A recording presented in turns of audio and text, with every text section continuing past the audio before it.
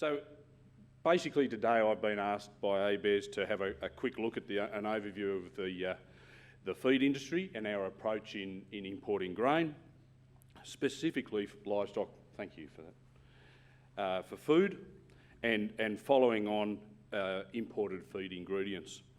We have a mantra within the stock feed industry, which is safe feed for food.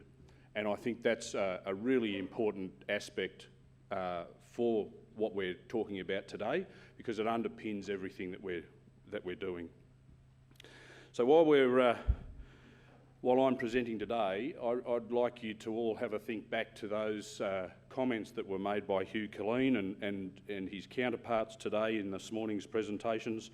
And really, this is just a bit of a case study on how we move forward, utilising the same sorts of principles, but just on a smaller scale. Today I just wanted to try and set the scene, dispel some myths, and look at what's important when producing feed in Australia, so that you understand that and where we're coming from.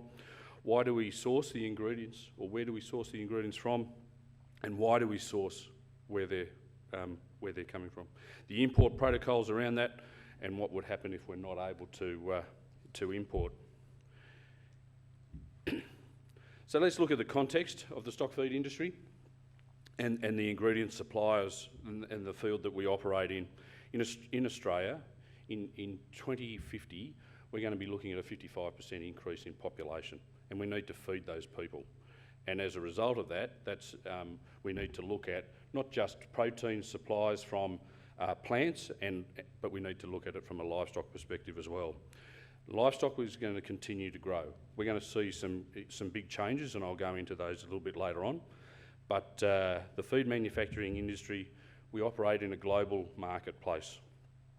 We already import product into Australia, and we make sure that that is extensively used right around the countryside, that imported product.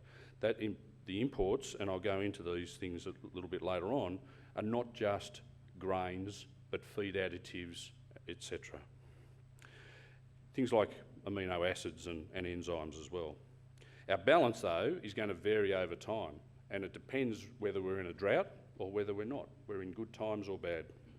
And so that supply and demand is really going to impact on what we do. And Ross is going to pick up a lot of that as we go through this afternoon. But most importantly, we manufacture feed in a very tight commercial environment, and everything is least cost. So we have to supply feed to livestock producers that are trying to minimise the cost of their production as much as possible, whilst maintaining the well-being and health of the animal at the same time. So it's important that we ensure our end users remain productive, because that makes us productive as well. Pardon me. So the Australian livestock market is really the largest domestic market we have for grain in Australia, and obviously highly reliant on the livestock sectors for our survival. So looking at where we presently sit, but more importantly the future and expectations of these markets, we heard a lot about that today, so I'm not going to go into the detail, but really when you're looking at the forecasting looking forward, we have a expected decline in dairy, beef and sheep numbers, and that's coming out of the drought and the locking up. But we also have a rise in poultry, aquaculture and possibly pigs, depending on the markets, international markets, and how they pan out with access as a result of African swine fever. So just to make sure we have a common approach, common understanding of what we do, we're the green in the centre, the stock feed manufacturers, and I've included the feedlots in there as well because they have a parallel system in place. We source product from grain and fodder producers right throughout Australia, of which some of that is imported product, a small amount. But we also bring in the ingredient and additive manufacturers bring in about 85% of their product into the country because it's so much cheaper to manufacture internationally, and also we don't have the the infrastructure here in Australia to do that. Some of our ingredient and additive manufacturers also export product, and obviously our grain and fodder producers export product as well. Our stock feed manufacturers, we then do what we do within our systems, our little factories, and we make sure that we have a balanced ration and product that's being sold through to the end user, our livestock industries. Some of our product goes overseas, a lot of our horse product is exported, and some of our aqua feed as well. And then obviously the livestock industries, their final product is either domestic consumption and out the door.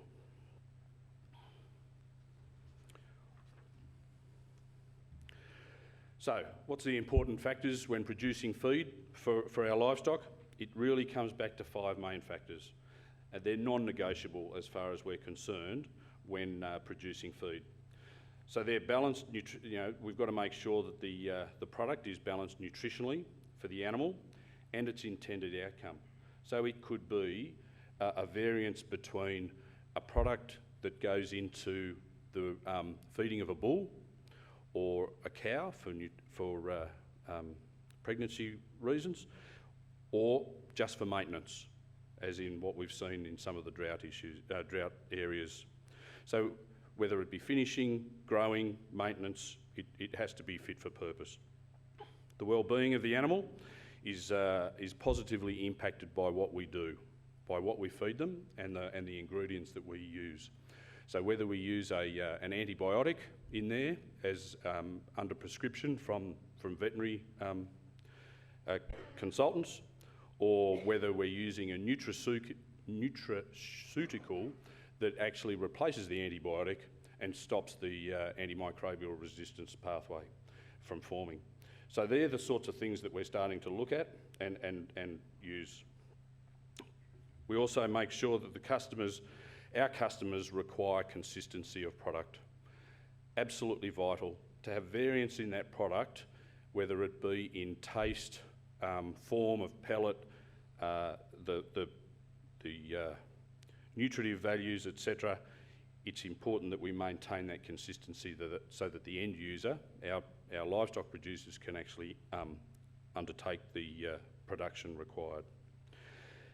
And then obviously safety and feed safety is absolutely non-negotiable, because whatever we put down the gullet of the animal that's being fed will end up on the table of your dinner table at some stage in the future.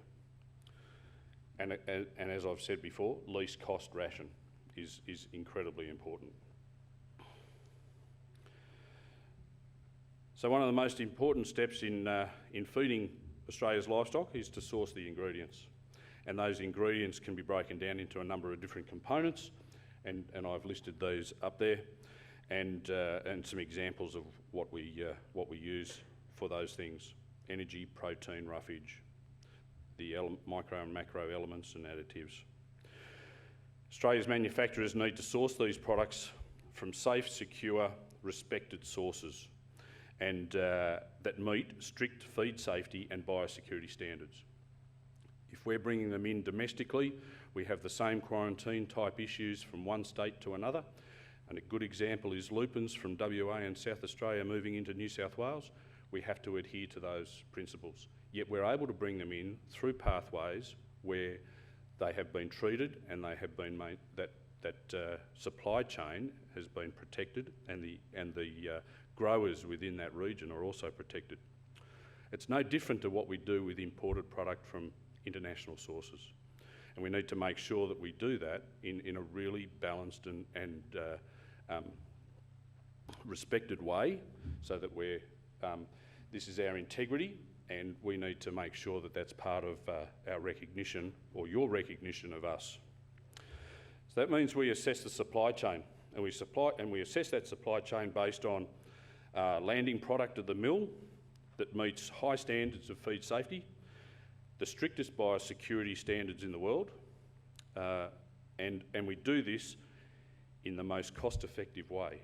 So it's for 3 balls in the air and trying to juggle that, it's a hell of a task. But we do that to ensure that the meat on your dining table at the end of the day is safe, and we're not going to create problems in the environment, the growing environment that we live in and operate within as well.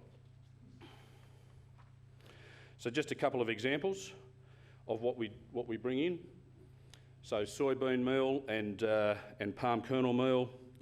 There's some figures there of imported product coming into the country since 2000, 2001 through to last year. And as an example, we presently import about 50,000 tonnes per week of soybean meal into the country from South America. That's one big shipload every year. You can see the stars around the globe of where we're sourcing product from, and all of that gets inspected, that supply chain gets inspected as per the protocols that we have to adhere to, and I'll go through those a little bit later. Grains. Sourcing feed grains is always an issue, and irrespective of whether it's a drought or during times of normal conditions, we have the ability to bring those grains in whenever we like, as long as we meet the conditions that are put in place by the consenting authorities, being the government. You'll only see 4 stars there, and it's getting tighter and tighter as the years go on, as biosecurity impacts the movement of grain, but also the movement of product of grain. So before we go on, I think it's really important to show that we live and work in the Australian grains industry, and the last thing we need to do is cause an impact. And that's why we are so dedicated and concerned to making sure that this product that comes into Australia is looked after and is of a high quality and meets the standards. It's all about risk. We'll never be able to eliminate risk, but we can minimise it as much as possible. Our feed ingredients, and this is an additive, enzymes coming into Australia. You'll see that we've had a minor drop in supply over the last 12 months, and that's really due to African swine fever and the stricter standards that we need to meet on the import side. It's really interesting that you look at you think enzymes. Well, how does that impact? What's the impact on imports and biosecurity? It's something that's bubbling away in a vessel, and we can take it out, dry it out, and bring it into the country. Well, it's not as easy as that, because we actually put it attach it to a carrier, and that carrier is usually wheat-based or corn-based. So we actually need to look at that base, that carrier, and see where that's sourced from. And if it comes from a high-risk country, we have to implement much higher and stricter biosecurity guidelines than ever before. So it's not just the commodity that we're looking at the ingredients within the commodity as well.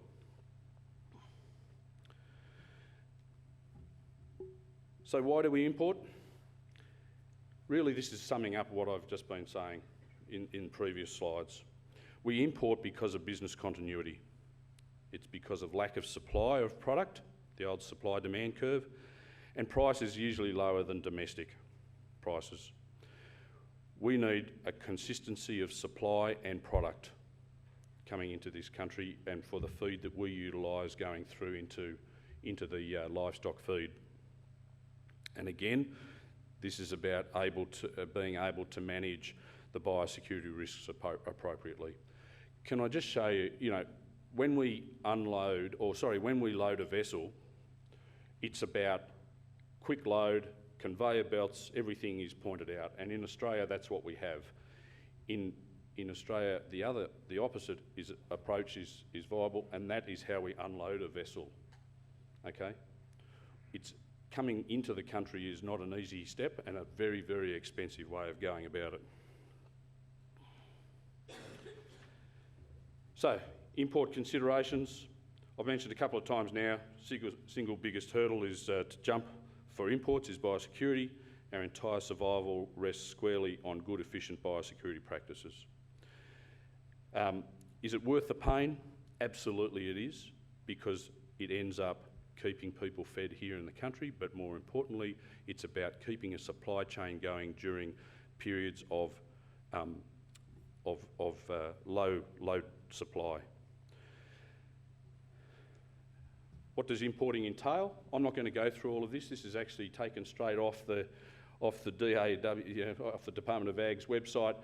It's about really showing that there's a number of treatment processes in place and mitigation steps along the way. In country is the biggest one. Inspections are done, treatments are done in the country of origin. The next step is at the border, and then the next step is in the mill. And what would happen if we weren't able to bring product into the country? Well, cost of production would increase dramatically. When we looked at ASF and bringing imported product additives from China in, or stopping that, it would add about $60 per head in cost, because the amino acids and the enzymes are not there to digest and help the animal grow and survive. We're unable to feed livestock during periods of drought.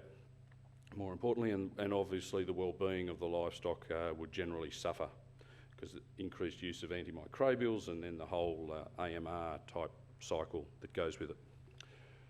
Steve, thanks very much. I'll leave it there.